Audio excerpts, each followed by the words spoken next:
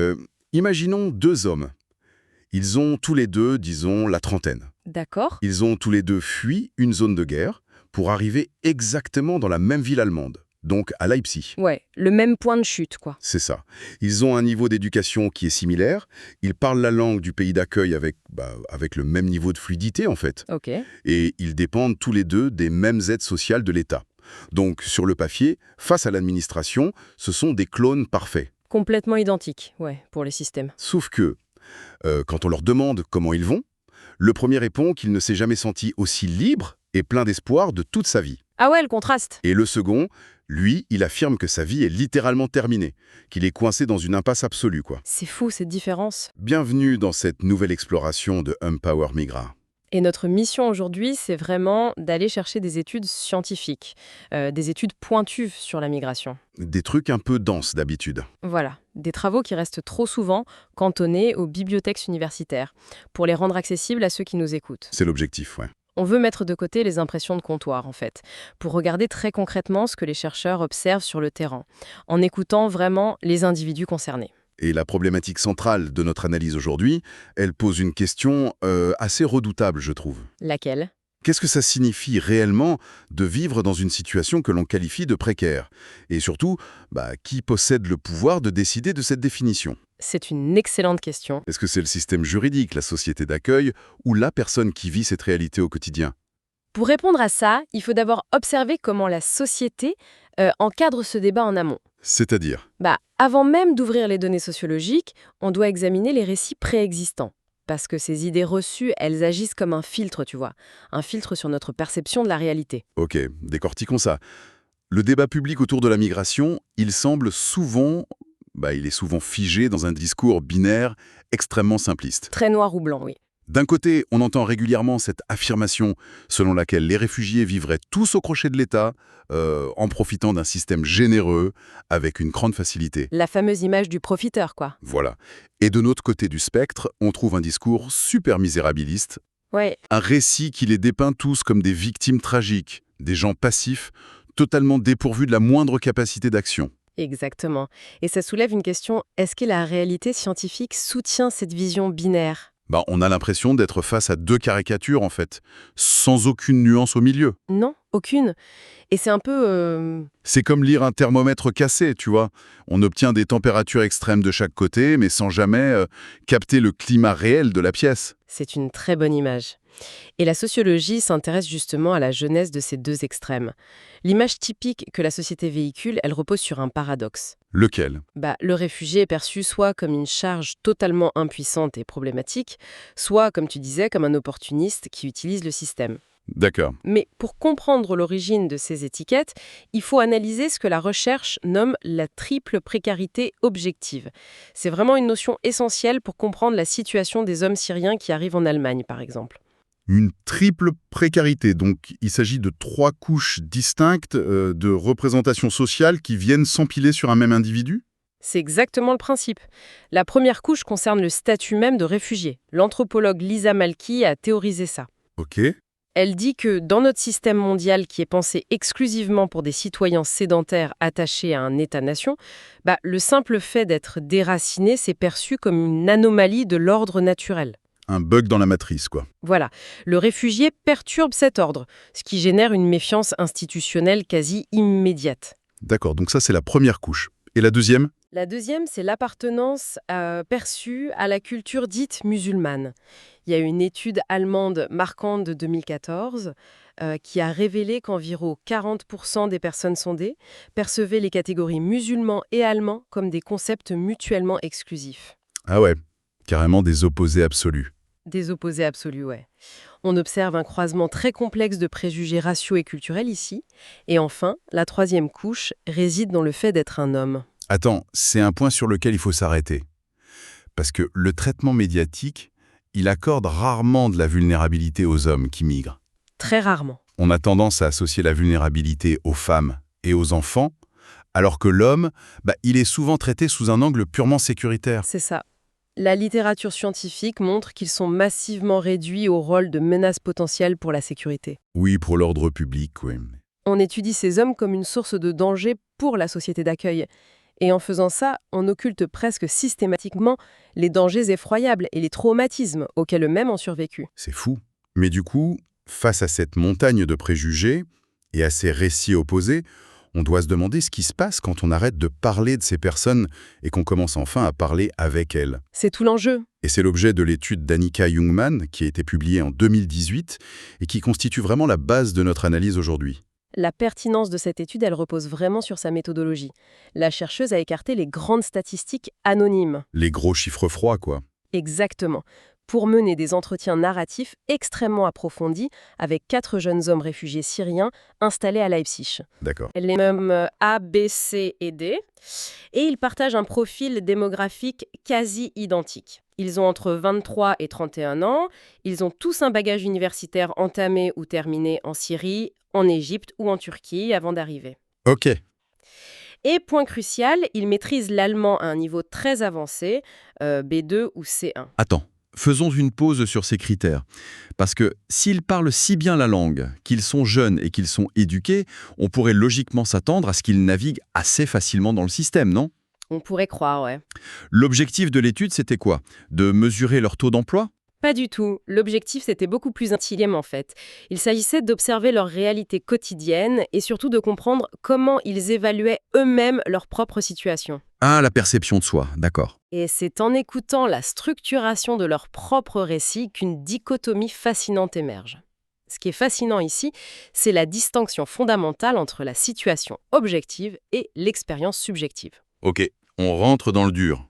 C'est basé sur le concept de vulnérabilité du sociologue Robert Chambers. La situation objective, ce sont les faits froids, tu vois. Les revenus, le statut légal, la paperasse, les risques extérieurs. Les trucs tangibles. Voilà. Et l'expérience subjective, c'est la façon dont l'individu intériorise, ressent et gère ses faits grâce à ses propres ressources psychologiques. En gros, des individus peuvent vivre dans des conditions factuellement identiques, mais les évaluer de manière diamétralement opposée. Donc ça veut dire que la réalité matérielle ne dicte pas automatiquement la réalité psychologique de la personne. Exactement. Mais regardons justement cette réalité objective pour eux. Factuellement, la situation de ces 4 hommes, elle est classée comme précaire par les institutions. Oui, ils cochent toutes les cases de la précarité. Ils reçoivent tous des aides de l'État, le revenu de solidarité allemand, le SGB II. Leurs diplômes ne sont pas reconnus en Allemagne, ils subissent une lourdeur bureaucratique énorme et font face à une grande incertitude. C'est la réalité factuelle. Mais si l'on regarde froidement, ils perçoivent des aides, ils ont un toit, ils sont en sécurité physique, ne devraient-ils pas, objectivement, ressentir un certain soulagement ? Je veux dire, pourquoi on observerait un tel désespoir chez certains si les besoins primaires sont couverts ? Parce que la définition humaine de la sécurité, elle dépasse largement le fait d'avoir un toit ou de quoi manger. Prenons le cas de sujet B. Vas-y. Il a 31 ans. Il possède un diplôme pour enseigner l'anglais. Et il n'a pas seulement enseigné en Syrie, il a exercé ce métier avec grand succès au Qatar pendant plusieurs années avant de venir en Allemagne. D'accord, donc il a une vraie carrière, une identité professionnelle internationale. Absolument. Pourtant, dans ses entretiens, il décrit un véritable effondrement psychologique. Il se sent complètement coincé, inutile et désespéré. Mais comment il explique cet effondrement ? S'il a un toit et une aide financière. Par le choc bureaucratique. Aux yeux de l'administration allemande, parce que son diplôme n'a pas le tampon exact requis par les normes locales, son diplôme vaut 0. 0. Toute son expérience effacée. Toute son expérience passée ne vaut plus rien, il n'est plus un enseignant compétent, il est relégué au statut d'assisté qui doit recommencer à la case départ. Le système même qui lui fournit une sécurité financière, c'est perçu comme une machine qui le dépossède de sa dignité d'adulte. C'est une ironie vraiment tragique. Le filet de sécurité matérielle devient un broyeur d'identité, en fait. Exactement ça. Et à l'opposé de ce spectre, on a le sujet C, je crois, qui semble avoir une réaction diamétralement différente face aux mêmes aides sociales. Oui. Le sujet C, lui, a étudié la médecine, puis la médecine dentaire en Égypte pendant sa fuite. Ok. Comme pour B, ses diplômes ne sont pas validés. Et comme B, il vit des aides de l'État. Pourtant, il déclare en substance « Je m'en sors bien, je me sens libre ici », il bouillonne de projets. Quel genre de projet ? Faire de la radio, s'engager en politique et à terme peut-être même ouvrir un restaurant. D'accord, donc son expérience subjective de cette précarité objective, elle est hyper positive. On pourrait comparer ça à deux personnes coincées dans le même embouteillage, quoi. C'est une très bonne analogie, ça. L'une profite de la radio, elle se détend, elle se dit qu'elle n'y peut rien. Et l'autre fait une crise de panique complète parce qu'elle rate un rendez-vous crucial. L'embouteillage, donc la réalité objective, est le même. Mais la souffrance, elle, est totalement différente. C'est exactement ce que montre l'étude. Mais attends, je dois jouer l'avocat du diable ici. Vas-y. Quelqu'un dans notre audience, peut-être influencé par certains discours politiques, pourrait dire « Regardez ce sujet-C. Il est la preuve de ce qu'on reproche au système. D'accord, je vois où tu veux en venir. Il vit confortablement des aides sociales, il ne travaille pas dans son domaine médical, et il prend tout son temps pour penser à ouvrir un restaurant un jour. N'est-ce pas la définition même de profiter du système ? C'est une critique qu'on entend souvent. Mais c'est là qu'il faut comprendre l'apport analytique de l'étude. L'analyse scientifique ne porte pas de jugement moral sur l'utilisation du SGBI. Elle observe les faits. Elle observe les mécanismes de résilience. La différence pour le sujet C, ce n'est pas une question de paresse, c'est une question d'espace psychologique. L'étude démontre que si des personnes dans la même position institutionnelle vivent la réalité de manière si hétérogène, c'est parce que le problème ne se résume pas à l'absence de travail ou à la pauvreté. Ça dépend de quoi alors ? D'un réseau complexe d'éléments personnels, invisibles de l'extérieur, un vrai filet de facteurs intimes. Alors, qu'est-ce que tout ça veut dire pour le débat public ? Et il est vraiment important de le souligner, pour ceux qui nous écoutent, il n'est nullement question ici de prendre parti politiquement, de valider une orientation de gauche comme de droite. Non, bien sûr. Le rôle de cette analyse, c'est de constater factuellement que la rhétorique d'un groupe uniforme, qu'on diabolise les réfugiés comme des profiteurs ou qu'on les victimise à l'excès, ça s'effondre devant les données scientifiques. La science prouve que la réalité est infiniment complexe. Tout à fait. Et ce fameux réseau invisible dont tu parles, de quoi est-il composé concrètement ? Le premier grand fil de ce réseau, c'est la famille et la pression qui en découle. C'est ça qui explique la légèreté de C et le fardeau des autres. Comment ça ? Les sujets A et D ont laissé leur famille derrière eux en Turquie et en Égypte. Ils ressentent une pression immense pour envoyer de l'argent et faire venir leur famille. Ah oui, l'urgence monétaire. Cette urgence écrase tout. Ils doivent parfois abandonner l'idée de longues études en Allemagne pour se tourner vers des formations courtes, juste pour obtenir un salaire immédiat. Leurs choix ne sont pas vraiment libres. Et le sujet C n'a pas cette pression ? Non, car toute sa famille immédiate est à Leipzig avec lui. Il est libéré d'un poids moral énorme. C'est ce contexte précis qui lui octroie le luxe de réfléchir à son avenir avec plus de sérénité. Ah ouais, ça change absolument tout. Un autre facteur qui ressort de l'étude, et qui est particulièrement poignant, je trouve, c'est le lien avec la Syrie, le poids de l'origine. Oui, c'est crucial. Le sujet B dont on parlait tout à l'heure, celui qui s'effondre, il porte une blessure très spécifique liée à ça. Comment son passé interagit-il avec sa précarité en Allemagne ? L'histoire de B est tragique. Au début du conflit syrien, alors qu'il était au Qatar, il a été appelé pour le service militaire. Et il a refusé de payer la taxe d'exemption que l'État syrien permet aux expatriés de payer. Il n'avait pas les moyens ? Si, mais c'était par conviction morale. Il refusait de financer un régime qui bombardait sa propre population. Un acte de résistance purement individuel, en fait. Exactement.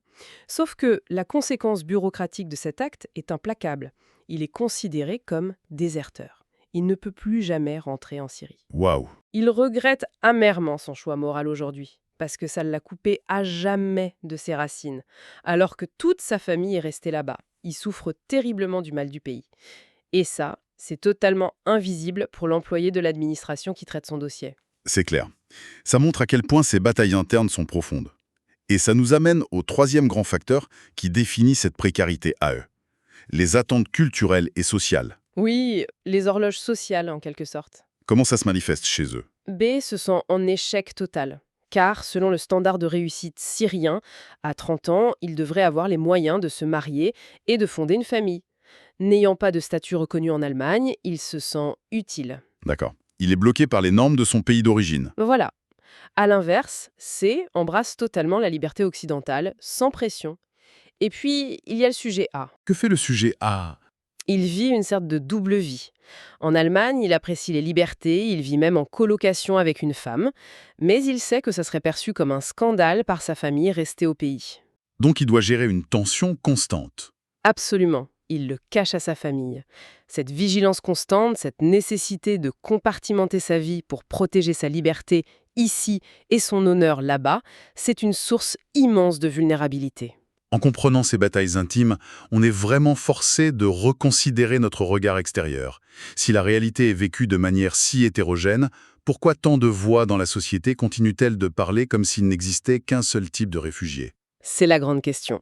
Et l'étude introduit ici un concept théorisé par Paul Moschril, qui est l'appartenance précaire. L'appartenance précaire? Ouais, c'est l'expérience d'une contradiction. D'un côté, la loi t'autorise à être là, tu as des papiers, mais de l'autre, la société civile t'envoie continuellement le message que tu n'appartiens pas vraiment à ce monde. Tu as des exemples concrets tirés des entretiens? Oui, les sujets A et B rapportent avoir été ignorés ou traités injustement au travail, se sentant dépouillés de leur dignité.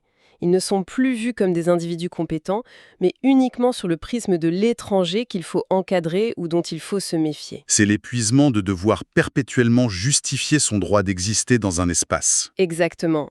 Et si l'on relie ça à la situation globale, ça pose une question fondamentale. Laquelle? Si des personnes s'en sortent si différemment face aux mêmes obstacles matériels, le problème vient-il uniquement de leur capacité individuelle? Ou vient-il aussi de la manière dont la société les perçoit, les étiquette et restreint leur champ d'action? Ah, le renversement logique. C'est très fort. Ça nous amène vraiment à la conclusion brutale de cette analyse. C'est le danger de la simplification, l'aveuglement volontaire. Si une société réduit constamment des millions d'individus à un seul rôle, celui de victime éternelle ou de perpétuel profiteur, est-elle encore capable de voir ce qui se passe réellement? Probablement pas. Ou se contente-t-elle de regarder ce qui confirme ses propres préjugés? C'est ça. Au terme de cette exploration, je dirais que la précarité la plus dangereuse n'est peut-être pas seulement économique. Non, clairement pas. C'est le fait d'être coincé dans le récit que quelqu'un d'autre a écrit pour vous. De devoir jouer ce rôle tous les jours. Ça, c'est très juste. Et cela soulève une question importante. Une dernière réflexion pour ceux qui nous écoutent. Je t'écoute. Et si les politiques d'intégration les plus rigides, ces systèmes conçus en théorie pour aider de manière soi-disant neutre, Ouais. et si c'était précisément ce qui crée le sentiment de précarité, en retirant aux individus l'autonomie de choisir leur propre stratégie de survie? Une vraie réflexion qui remet en question toute la philosophie de nos systèmes. Il est temps de réaliser que la complexité humaine ne tiendra jamais dans les cases d'un formulaire administratif. Jamais. Merci à notre audience d'avoir suivi cette analyse approfondie avec nous. C'était une exploration pour Empower Migra. Empower Migra, comprendre commence par l'écoute.